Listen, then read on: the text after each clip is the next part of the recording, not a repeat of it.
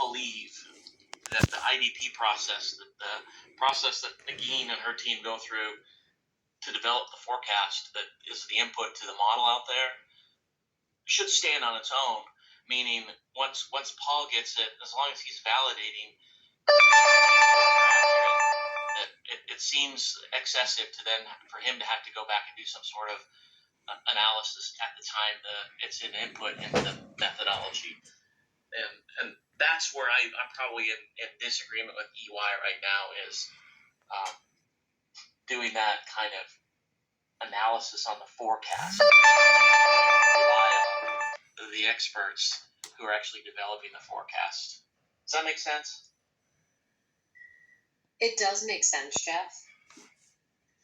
I think at the end of the day, the reliability of the forecast needs to be proved out. And so if Paul is performing this hindsight review, which it sounds like is going to be performed Q2 and Q4, and then he's relying on the forecast that is implemented by Ray and his team, that's then provided over to Paul, that's where we would need additional controls in place with the IDP process to really evidence all of the good work that they're doing by building out that forecast so that Paul could rely on that. I think now the part of EY's feedback is they didn't see that one way or the other from Paul or from Ray's team. And so they're looking for evidence around that process that currently exists. Okay. Well, and the one complication that we will have to figure out how we deal with it is, I think it's called the Forecast Pro. The system that they use, they being Nagin and team, is an out-of-scope system. And how do we deal with that? Because I don't know that it makes sense to bring it as an in-scope. But I got to believe there's a workaround that we can be able to use the data that's going in and then ultimately coming out of that system. And so I'll have to lean on you guys to kind of think about what that might look like, and then we'll have to get with Ray and Nagin and walk through that process and make sure that we're all comfortable that what they do from the IDP process in general and developing the forecast can stand on its own. Anecdotally, I believe it does, but I'm not going to walk through either. So, a couple of things that just came to mind based on what you mentioned, Geoff. First, Christine and Shirley, keep me honest that was truly EY's feedback. I just want to make sure I'm not misspeaking. Yeah, I think you're right, Angela. Okay, just wanted to make sure. And that's what I think makes sense as well. And then, so correct, Geoff, we talked about the fact that Forecast Pro is not an in-scope system. We've talked, with Carolina's team about that in the past, and then as well EY. They're also in agreement with not bringing Forecast Pro, they being EY, with not bringing Forecast Pro into scope, because it would be a lot of work on the ITGC side to scope that in, and we're not even confident at this point, like if the controls would even, pass. So that's probably not the best option. There will be manual workarounds. I think one of the main areas that EY is focused on is, as they call it, not relying on like a smart guy control, which means we're just deferring to the information going into Forecast Pro is good because the people that are coming up with the forecast have the right knowledge and experience and judgment to do that. That's where they want to make sure that they see the evidence around that forecast build out and the review and the approval process. And the reason I mention that is the historical information comes into Forecast Pro, right? And then there's additional information in that forecasting process that is put together by a number of different individuals. And that's what ultimately makes its way into the buildup of the E&O reserve. And so there will be a manual workaround for not bringing Forecast Pro into scope, but we have to make sure that we're confident and have enough evidence over the figures going into Forecast Pro to be able to do that.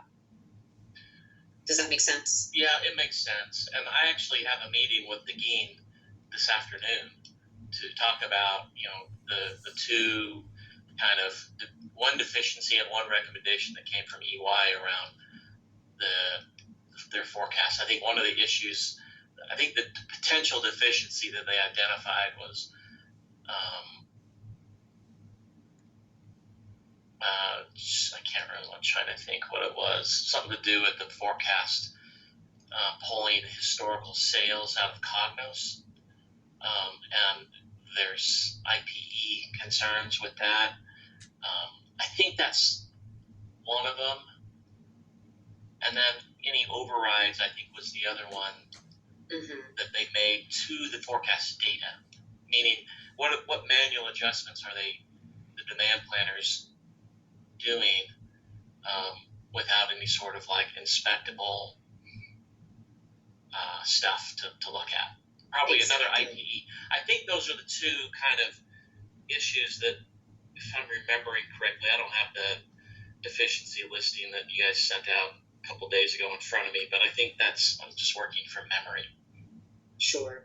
And Shirley, I believe, is showing that on her screen now. Is this the one, Shirley? Yes, that's fine. Okay. But Geoff, yes, that's exactly what I was just referring to. Oh, that okay. The manual overrides that are going into Forecast Pro from what the historical data would have been, that's where there's, it seems like there's a really good, robust, rigorous process in place to come up with those numbers. Yeah. It's not evidence that it can't be reperformed. So that's what we talked to Ray and Nagin about, I think, early last week. Have you guys you've met with Ray and Nagin on this then? We did. Okay, good.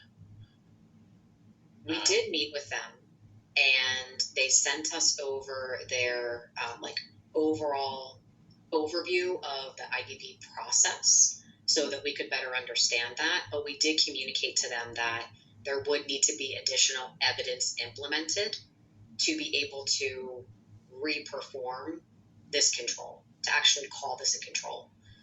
And they had not yet seen EY's feedback. So that's where we kind of paused the discussion and we sent out the feedback to them to make sure they had it in writing. Is this meeting with Nagin on your calendar? I think it's on mine. Let me look. It's 4 o'clock or something today. No, 4:30. it is. No, we don't. Yeah, she changed it to 4:30. So I think it would be good if they attend this meeting as well. Okay, let me just forward it. When I'm thinking about it.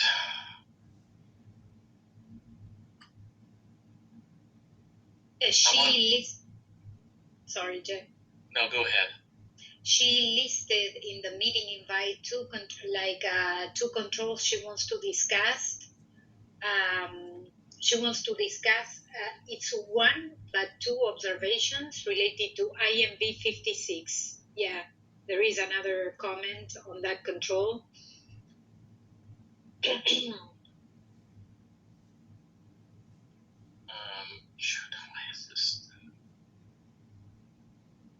Okay, I'll figure this out. I'll forward this to you. They set me up on a new email interface, Outlook, and it's very different than what I was using, and I'm trying to figure out just forwarding a stupid calendar invite. It sounds ridiculous, I know, but no, I went through the same thing when I had my laptop converted as well. If it's Microsoft Outlook you're referring to, you can. Microsoft Outlook. It's the new Outlook, is what they said, and it's much different. It is, and it's not as user friendly in my opinion. You can actually turn off that new view. There's a button at the top right hand corner that says "Try the new Outlook." If you click that off, it should go back to the old view. Maybe I'll do that. You can try that. All right, I'm going to send this to you. Jeff, is Ray in that meeting? He did communicate that any meetings around E&O reserve and the forecast process that he wanted to be included as it related to EY's feedback and control enhancements. He is, Angela. He being Ray. He is? Yeah, he is. Yeah, okay, good. Okay, perfect. Just wanted to make sure. All right, so that's, I think when we meet, and if we can address the forecast, I'll say I'm using quotes around the forecast, the issues around the forecast, I think we'll be a lot further down the road from just as it becomes an input to the actual model itself. Mm-hmm. And Shirley, correct me if I'm wrong, we're looking for additional evidence around this review and approval process that Ray and Nagin and their teams go through. And we're looking at that both like more high level as well as being able to tie that out into the details of the model. Yeah, that's something we discussed last time to see there's a way to tie out. I think it's based on what we discussed. It's doable, but may take a lot of time. So we haven't had agreement on that. But I think at least during that meeting, Ray and the team understand that's what we are looking for. Well, and we could reiterate that today this afternoon when we meet, so it's clear. Okay. And sorry, I know we only have 10 minutes, but I do want to go through the remaining topic with you, Geoff, so we can maybe discuss more the forecast in the afternoon meeting. Another topic I wanted to go through with you is in inventory turnover period. So EY has a concern about the inventory turnover period for two reasons. So the first reason is it seems like C-Spine used average inventory turnover rate between C-Spine and Orthofix rather than the C-Spine itself. So that's maybe a new calculation we need to work on to address this one. Well, I'm kind of on the fence on how I view that. I understand where they're coming from, that standard cost isn't GAAP, and that if we get that wrong, we could, have our inventory valuation wrong. However, I'm curious from what you guys have seen in other places where they're using an average turnover for all spine-related products, and the fact that they're using Orthofix as well as C-Spine, kind of a mix between the two. I struggle with why that's wrong. Maybe you could argue that it's better, and that if we did an evaluation and said, okay, well, our turns on Carlsbad alone are not 24, they're 36, or I really struggle with why that estimate is better than what we're currently doing. And so I'm really curious about what you guys have seen in other places,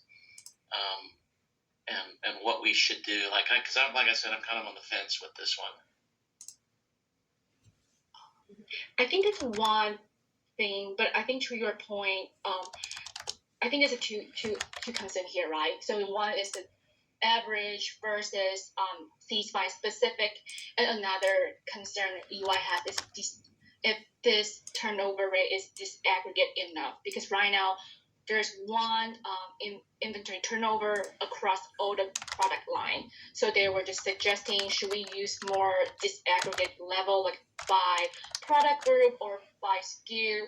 So I guess to your question, maybe if we can provide some analysis to prove, okay, we use this average number and to prove that doesn't cause too much variance versus another, disaggregate level or C-Spine specific level. If we can prove that, I think we should be okay. But Angela and Corey, let me know, what do you think? Shirley, can you refresh my memory? Is it an actual turnover rate, or is it an amount that they're applying? Do you remember what that actual rate is? So I think it probably approximates 24 months. Right. Would be my guess. So it's an average. So it's so everything that they're capitalizing to the balance sheet inventory variance wise, they're then amortizing or bleeding back to the P&L over this average period, which I don't know what it is exactly in Carlsbad, but my guess is it probably approximates 24 months, which is what we've historically done in Louisville. And that's why I'm like, okay, maybe I could get there if they're like, well, you need to use C-spine specific products and have a turn rate that better reflects C-spine only. But again, it's all spine product, and as it moves, I think that should be reflective of how our P&L gets impacted. So I don't know. We can do the analysis at a more disaggregated level and see, but it's like I still come back to why is that? Well, unless it was materially off, I would then argue why is that better than what we're doing? Mm-hmm. For point B, I would say if you could perform the disaggregated analysis and prove that it's not materially off, then it should be acceptable to use the current existing process. But without doing that disaggregated analysis, I'm not sure if you would know that. Like, have you guys seen at other places where they're using an average turnover to amortize these variances, or is it like I don't know. I guess I struggle with this one just philosophically. It comes down to, well, we think our philosophy is better than yours because none of it's GAAP. It's just. Mm-hmm. Yeah. Did they say the specific reason for that first part? No, they just they think that that it doesn't. Well, I don't want to put words in their mouth. When I was talking to Luke, he was like, well, it seems odd that they would use a mix of spine products from Orthofix and C-Spine. And I'm like, it's not that odd. We're one company now. And to me, spine is spine is spine. And you would look at your average turns for your spine portfolio and amortize your variances based on that. And so I think it's a little nuanced to just focus solely on the two legacy companies and treat them separately.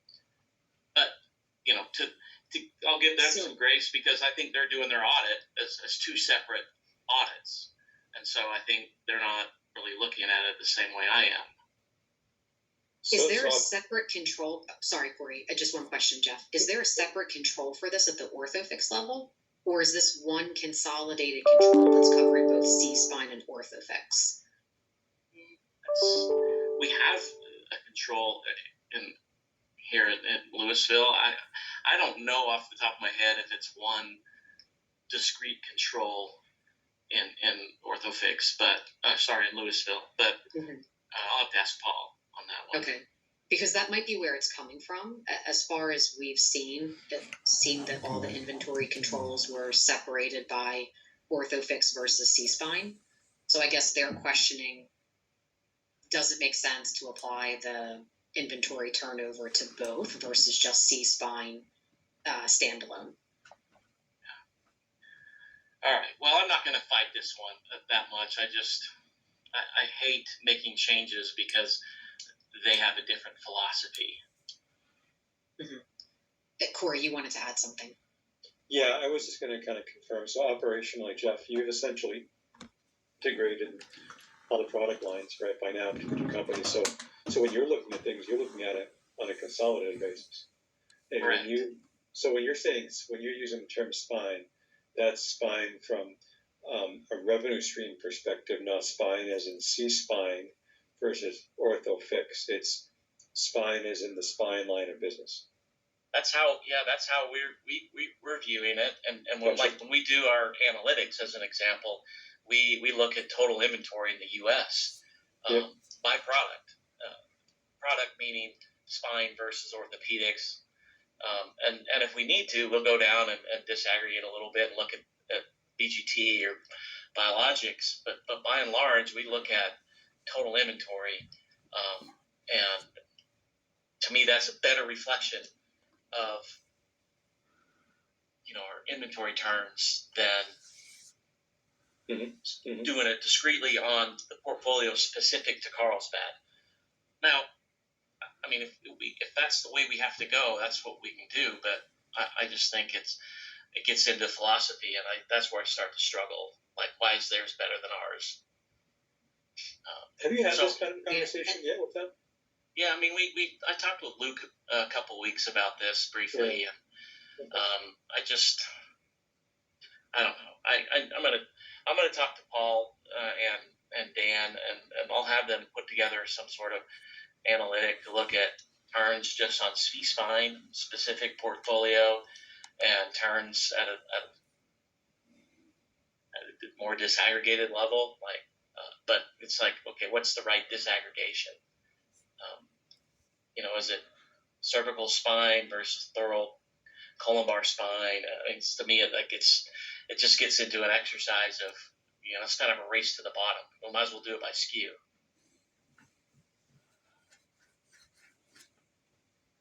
So I don't know. I don't mean to be recalcitrant, but that's. You're such a rebel, Geoff. You're such a difficult person. I'm telling you. But we can put together an analysis. I mean, I want to land in the right spot for the organization, but I don't want it to be so onerous that that's all we're doing is these types of things, rather than getting our books closed. Sure. Okay. Sorry, I know 1 minute off. So I think, Geoff, for this one, maybe we can wait a little bit to regroup when you have that analysis that you will work with Paul and Dan on that.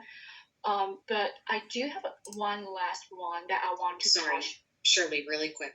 Yes. Geoff, if that's the most appropriate next step, what do you think the timing of that will be? On preparing that analysis? Yes. I don't know.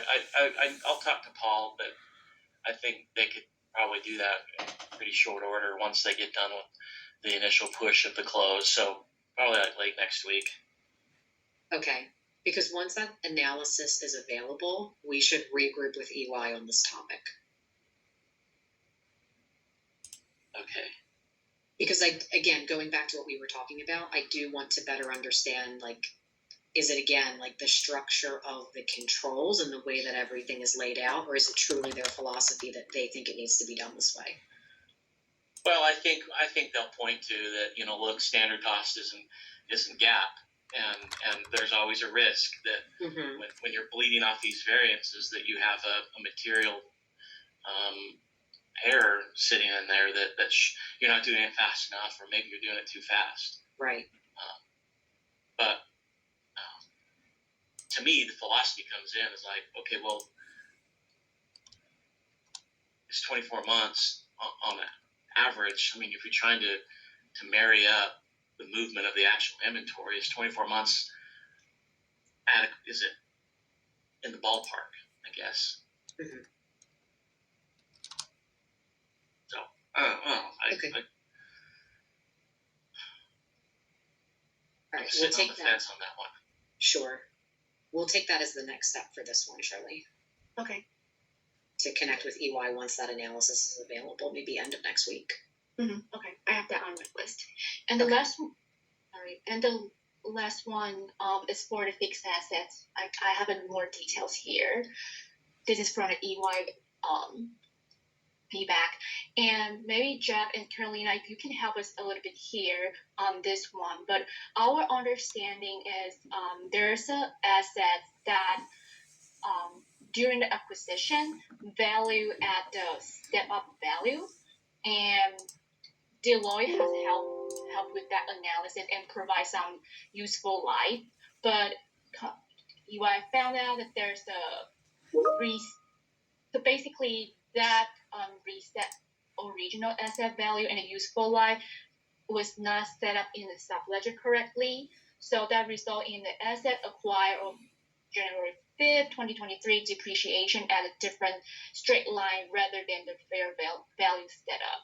So it looks like it's more like a historical transaction for the acquisition. So I think EY's point, they wanted to know, because there's a kind of incorrect accounting treatment, it almost sounds like. So they want to know if there's evidence of review to waive on that difference, being immaterial relating to this useful life and the method of depreciation. So don't want to jump into conclusion too quickly, but maybe Geoff and Carolina, do you have more background on this? Like, what's that related to? I don't. This is I need to talk with Taylor Wilson on how we did the purchase accounting. Yeah, me neither. Shirley,